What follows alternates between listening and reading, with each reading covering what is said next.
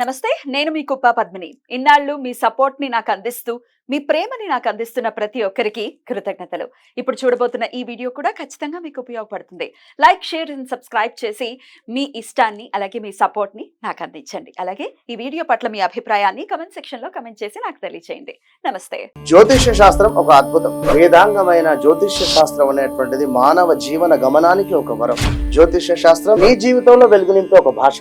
ఆ భాష నీకు అర్థమైతే ప్రకృతి నీతో మాట్లాడుతుంది. అస్ట్రాలజీ నేర్చుకోవాలి అనుకునే వారికి అద్భుత అవకాశం. మురళీధర శర్మ గారి అస్ట్రాలజీ క్లాసెస్ అతి త్వరలో మొదలు కాబోతున్నాయి. 100% జాబ్ గ్యారంటీ. వివరాల కొరకు సంప్రదించండి. నమస్తే, వెల్కమ్ టు అవర్ ఛానల్. నేను పద్మిని. ప్రస్తుతంతో పాటు ప్రముఖ astrologer, tarot card reader, Vedic nutritionist అలాగే స్పిరిచువల్ హీలర్ వనజ రామశెట్టి గారు మనతో పాటు ఉన్నారు. మాట్లాడదాం.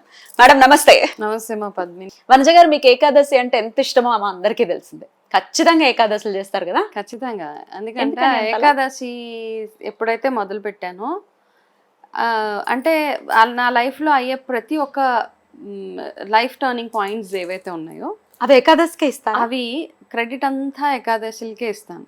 ఎంత నేను బాబాని ఎంతగా పూజిస్తానో అక్కడ అది ఒక మిరాకిల్ అయితే గనక నేను ఏదైనా ఒక పని అనుకొని ఏకాదశి చేస్తున్నప్పుడు 100% ఆ వర్క్ నాదైతే కంప్లీట్ అయింది.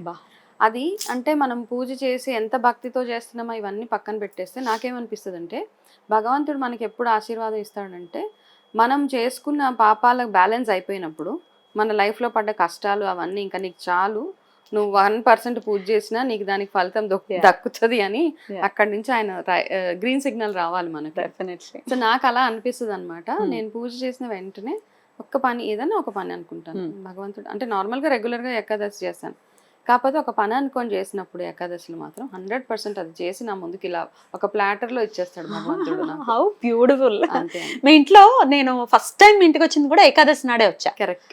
నాకు బాగా గుర్తుంది.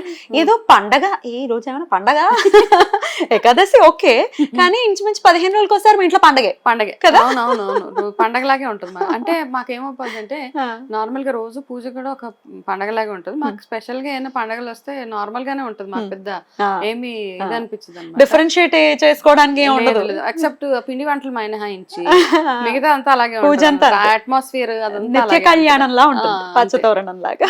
అద్భుతం. ఏకాదశిలు ప్రతి ఒక్క ఏకాదశికి ఒక్కొక్క ప్రత్యేకత ఉంటది కదా. సో అలాగే మొన్న లాస్ట్ టైం మనము శయని ఏకాదశి చేసుకున్నాము. దాని తర్వాత ఇప్పుడు వచ్చే ఏకాదశి కామిక ఏకాదశి.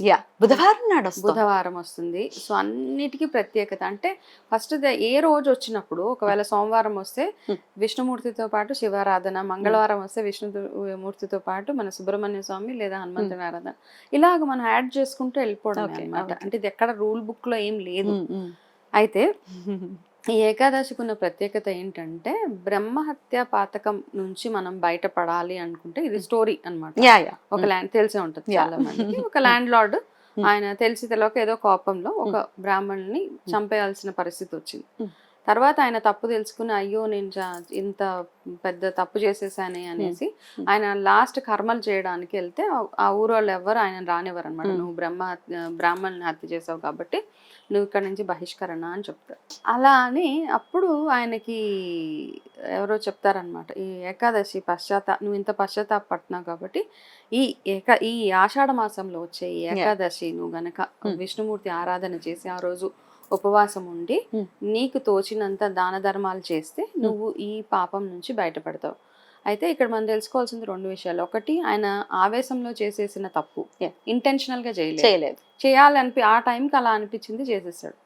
కాబట్టి చేసిన పాపం పశ్చాత్తాపంతో పోతుంది. 100 మందికి చెప్పుకున్నా చెప్పుకోకపోయినా అరే ఇలా నేను చేయకుండా ఉండాల్సిందే అని మనకు ఆ పశ్చాత్తాపం వచ్చినప్పుడు ఆ పాపానికి సగం విముక్తి అక్కడే జరిగిపోతుంది. మిగతా సగం మనం చేసే మంచి కర్మలు, మనం చేసే దైవారాధనని బేస్ చేసుకుని మిగతా సగం కూడా పోతుంది. సో అలాగే ఈయన ఈ ఏకాదశిని అంత బాగా ఉపయోగించుకున్నాడు కాబట్టి ఆ బ్రహ్మహత్య పాతకం నుంచి ఆయన బయటపడిపోయాడు. రైట్. అయితే ఇది మన లైఫ్ లో కూడా ఎన్నెన్నో పూర్వ జన్మల నుంచి వచ్చేటటువంటి పాపాలు ఖచ్చితంగా ఉంటాయి. పాప పుణ్యాలు ఉండబట్టే కదా మనిషి జన్మ ఎత్తాము, అనుభవిస్తున్నాం సుఖం రూపంలో, కష్టం రూపంలో. అయితే ఈ బ్రహ్మహత్య పాతకంతో పాటు భ్రూణ హత్యల్ని కూడా ఇందులోనే ఇంక్లూడ్ చేశారు ఈ కామిక ఏకాదశి. భ్రూణ హత్యలు మనకు తెలుసు, అబార్ట్ చేసేసుకోవటం పెద్దవాళ్లే చెప్పటం అసలు నిజంగా శోచనీయం అండి. ఇక్కడ నేను ఒకటి చెప్తాను మా పద్మిని, నా టారో రీడింగ్ లో భాగంగా చాలా మంది కాల్స్ లో నేను రీడింగ్ చేసినప్పుడు పిల్లలు లేక బాధపడేవాళ్ళు ఇవన్నీ చాలా మంది మనకు ఫోన్ చేస్తారు నార్మల్గా. అయితే నేను జనరల్గా చెప్తున్నాను, చాలా మంది ఏంటంటే మ్యారేజ్ అవ్వగానే తొందరగా ఆ సంవత్సరంలోనే ఆ 2-3 నెలల్లోనే కన్సీవ్ అయిపోతాయి. ఆ కన్సీవ్ అవ్వగానే వాళ్ళకి ఏమనిపిస్తుంటే, అరే నేను ఏం ఎంజాయ్ చేశాను లైఫ్, ఓకే ఇప్పుడే కాదులే నేను యంగే కదా, ఇది నేను తీసేస్తాను అని చాలా మంది చేస్తే ఆ సోల్ ఏదైతే ఉంటుందో, ఎందుకంటే మనందరికీ తెలుసు ఒక సోల్ వాళ్ళ పేరెంట్స్ని చూస్ చేసుకుంటుంది, అమ్మ నాన్నని ఆ సోల్ వచ్చి చూస్ చేసుకున్నప్పుడు మనం దాన్ని టర్మినేషన్ వరకు వెళ్ళిపోతాము. వెళ్ళిపోయినప్పుడు ఏమవుతుంది అంటే ఆ సోల్ చాలా బాధపడుతుంది. బాధపడ్డాక ఏం చేస్తుంది అంటే చాలా కేసెస్లో అట్లా ఉంటుంది. నెక్స్ట్ వాళ్ళు కన్సీవ్ అవ్వడానికి మహా ఇబ్బందులు పెడుతుంది ఆ సోల్. కాబట్టి ఎవరైనా పెళ్లి కాకముందు రిలేషన్స్లో ఉండి ఇట్లాంటివన్నీ చేసే వాళ్ళు చాలా మందిని చూస్తున్నాం ఇప్పుడు. సో ఇవన్నీ ఏంటంటే మనకి మన పాపాలకి అడిషన్స్. చాలా మందికి తెలియకుండా మన లైఫ్లో ఏదో బ్లాకేజ్ ఉంది, ఎందుకు అవ్వట్లేదు, నేను ఇన్ని పనులు చేసినా, ఇన్ని పూజలు చేసినా, ఇన్ని ధర్మాలు చేసినా నాకేమీ అవ్వట్లేదు అంటే నేను చాలా మంది కేసెస్లో కార్డ్స్ తీసినప్పుడు వస్తుంది. తెలిసిపోతుందండి. 100%. నేను అలా అడుగుతాను, మీరు ఎప్పుడైనా ఒకటి అబార్షన్ అయిందా లేదా గర్ల్ చైల్డ్ని అబార్ట్ చేశారా మీరు? ఎస్ ఆన్సర్ 100% ఎస్ వచ్చింది నాకు బేసికలీ. అయితే నేను చెప్పాల్సిన రెమెడీస్ ఏం లేవు ఇక్కడ. మీరు వెళ్ళి మీ పాపానికి గాను పశ్చాత్తాపం, ఇట్లాంటి ఏకాదశులు వచ్చినప్పుడు మీరు చేయాల్సినవి ఏవైతే మంచి కార్యక్రమాలు, ఆ సోల్కి మీరు సారీ చెప్పుకోవాల్సిందే ఖచ్చితంగా వెళ్ళి, ఎందుకు మా వల్ల తప్పైపోయిందని. అట్లా చెప్తే కొన్ని కేసెస్లో అయితే 20-30 ఏళ్ళని ఇంకా పిల్లలు పుట్టకుండా అలాగే ఉండిపోయిన వాళ్ళు కూడా ఉన్నారు. కాబట్టి ప్లాన్ ఇట్ ప్రాపర్లీ. అనవసరంగా ఏదో తొందరపాటుతనంగా కాకుండా మీకు ఇప్పుడే వద్దు అనుకున్నప్పుడు you have all options to postpone. ఒకవేళ వస్తే don't take it for granted. అంతే, don't take it for granted. వచ్చింది లేదు అంతే. ఎంజాయ్మెంట్ ఏంటి, పిల్లలు ఎలా అడ్డు అవుతారు? కొన్ని కేసెస్ లో ఆటోమేటిక్ గా అయిపోతుంది అబార్షన్. అది డిఫరెంట్. మేబీ మీకేమి సంబంధం లేదు.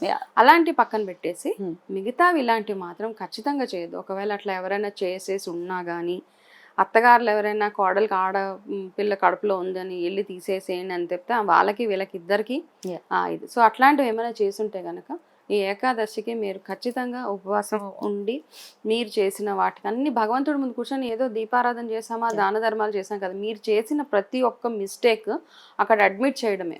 ఆ భగవంతుడి ముందు కూర్చొని ఒక తండ్రితోటి కన్ఫెషన్స్ అంటాం, ఇక్కడ కన్ఫెషన్ ఆయనకే చేయాలి మనం. కన్ఫెషన్ అంతే, ఆ క్షమార్పణ ఆయనను అడగడమే.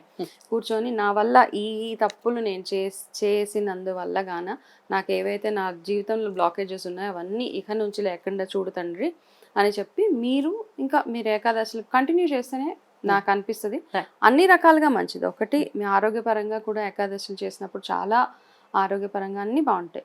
నేనే లైఫ్ ఎగ్జాంపుల్ వాటికి. అద్భుతం. మీకేం కావాలో ఆయన అది ఇచ్చేస్తాడు, కోరుకున్నా కోరుకోకపోయినా. మనకి ఏమి డిజర్వ్, మనకి ఏదైతే రావాలో అది ఖచ్చితంగా ఇస్తారు. మీరు అడగక్కర్లేదు. మీ లైఫ్ లో ఇవి ఉండాలి అని భగవంతుడే చెప్పేస్తాడు మనకి. ఇట్స్ ఆల్ సెట్ అన్నమాట, ముందే ప్లాన్డ్ గా ఉంటది. పలానా పద్మిని లైఫ్ లో, పలానా వనజ లైఫ్ లో ఇవి ఉంటాయి, ఇవి ఉండవు. సో ఉన్న వాటిని ఇంకా ఎక్కువ పాజిటివ్ గా ఉండేలాగా చూసుకోవడమే ఈ ఏకాదశి యొక్క ప్రత్యేకత. కాబట్టి ఈసారి అలాగే చేసి ఏకాదశి రెగ్యులర్ గా చేసేది పసుపు ఎక్కువగా వాడడం, నువ్వుల నూనెతోటి దీపారాధన శ్రేష్టం అన్నమాట. ఇంకా నువ్వులు వాటర్లో వేసుకొని ఎవరికైతే శనిగ్రహ దోషాలు ఉన్నాయో స్నానం చేసేటప్పుడు కాస్త పసుపు అండ్ కాస్త నువ్వులు ఆ వాటర్లో వేసుకొని వాటితో స్నానం చేసుకోవడము.